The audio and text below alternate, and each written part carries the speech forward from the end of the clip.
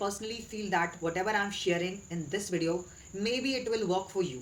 And some learners, they have different approach of learning. Yes, and they have different level of understanding. So somehow it can work for you and maybe it will not work for you. Yes, it depends upon the learners and their understanding. If I love reading books, it doesn't mean everybody loves reading books. So same goes here. Whatever I'm saying, maybe it will help you, but somehow if that method is not working for you, so do not try to waste your time. Just try to find some alternative and you find something interesting and easily understandable. Just try to go for that. Have you ever asked yourself, why is it hard to think in English? You know grammar, you have words, but when the moment comes, your mind freezes. So, today I will tell you some sort of reasons along with some sort of tips that no one tells you. So, in today's video, I'm gonna tell you some sort of reasons. Apart from that, I will be including some practical tips that can help you to solve these problems. And let's break the chance holding your English back. So, if you want to learn all those things, so make sure that you're gonna watch the video till the end. So, without wasting your time, let's proceed with our today's topic. Now let me tell you the first reason behind that. So the first reason, you memorize, not pictures. Many learners, they just try to store words in their mind as a dictionary. And we forget one thing, that our brain doesn't think in words. It thinks in images and emotions. That's what one of the biggest reality that we should understand. Because whenever we are doing something, we are just trying to think. So we are memorizing the words. We are not creating the picture of the situation, which is very important. Let me give you a simple example here so that you can understand it easily. Yes, because when I was facing this problem, then I just wanted to understand what exactly the reason behind that. So let me tell you how does it work. For instance, if I'm saying dog in my mind, so what is gonna happen? It is gonna create a picture of a real dog in my mind. I can see a dog. But when I'm thinking about dog, our mind doesn't see the letters.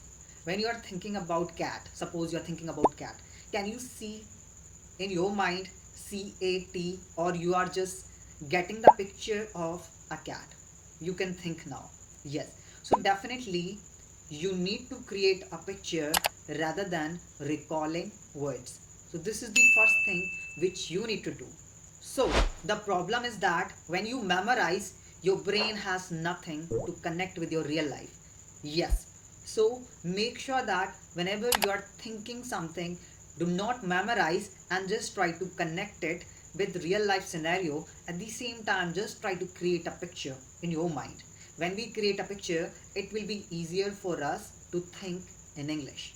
Yes. So I hope that you have already assimilated the tip. So tip is nothing. You just need to connect your words with your feeling and with pictures. Yes, that's what you need to do. So that is gonna allow you to think in English. Yes.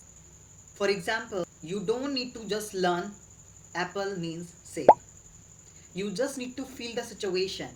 Instead of that, you can think, just hold an apple, smell it, taste it, and then you can say in English by thinking, the apple is sweet, something like that. So that's what you need to try, thinking in English. So if you just want to stick words in your mind, so you just need to taste it, you just need to smell it, you just need to feel it in your real life. Only in that case you'll be able to recall words. At the same time, you can think in English. So this is the first thing which you can do. Now let's move forward. Let's understand something new and something different. Basically, you have already tried those things, but I'm just trying to include. So whatever you are already learning, you can do it in a better way. Yes, because sometimes we already know some sort of things, but we don't pay attention to those things. So I'm just, you can think that I'm just trying to make you understand, or I'm just giving you a reminder.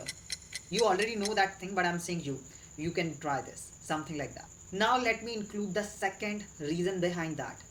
So the second reason is quite simple. It's not something that is very special. You don't create the mental environment for English. Absolutely, this is the reason behind that. And how are you gonna tackle it? I will tell you later on. So, firstly, let's understand what exactly it is. So, as we know that our brain speaks that language which we use in our day-to-day conversation.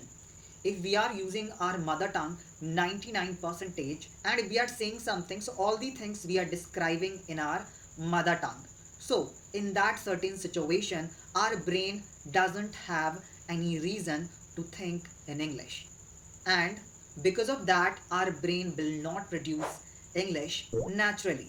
So, if you want that in that certain situation, you just need to maintain some sort of things which will definitely help you to make a big transformation in order to think in English. So, now let me tell you what you can do in order to tackle this problem. So, you just need to create a micro environment which is very easy. Suppose you are living in your room and you can see a lot of objects, your mobile phone, your charger, and so on.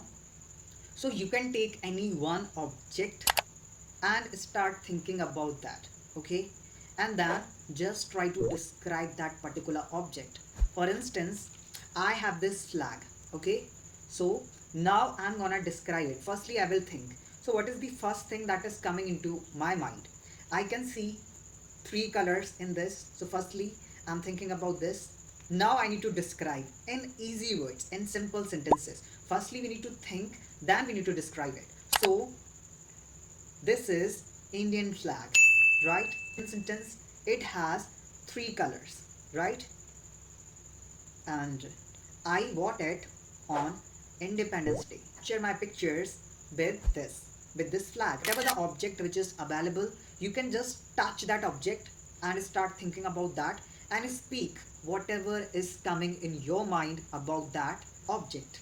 So that's what the thing which you need to do. That's how you'll be able to create a micro environment and it is gonna help you to think in English.